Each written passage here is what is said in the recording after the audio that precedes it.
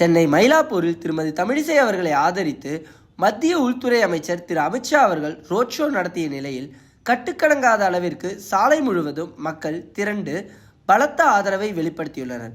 இதனால் மயிலாப்பூர் தாமரை வசமாகிறதா, வெற்றி உறுதியாகிறதா என்ற எதிர்பார்ப்புகள் எழுந்துள்ளது. மயிலாப்பூர் கபாலீஸ்வரர் கோயிலில் தரிசனம் செய்த பிறகு அமித்ஷா அவர்கள் தனது பிரச்சாரத்தை தொடங்கினார்.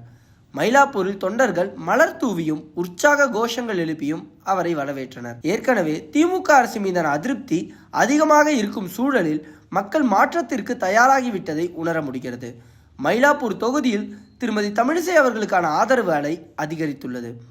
மேலும் மத்திய அரசின் வலிமையான திட்டங்களால் போர் சூழலில் கூட நமது நாடு பாதுகாப்பாகவும் பொருளாதார சிக்கல்களை எதிர்கொள்ளும் நிலையிலும் இருப்பதும் மக்களால் கவனிக்கப்படுகிறது. இந்த நிலையில் மாநில அரசு மத்திய அரசுடன் இணக்கமாக இருப்பதன் அவசியத்தை மக்கள் உணர்ந்து விட்டதால் தேசிய ஜனநாயக கூட்டணிக்கான ஆதரவு பெருகிவிட்டதையே மயிலாப்பூர் சாலை முழுவதும் திரண்ட மக்கள் வெள்ளம் எடுத்து காட்டியிருக்கிறது. தமிழகத்தின் பிற கட்சிகளுக்கான பிரச்சாரங்களுடன் ஒப்பிடுகையில் இந்த மக்கள் எழுச்சி சரியான மாற்றத்தை காட்சிப்படுத்தியிருக்கிறது.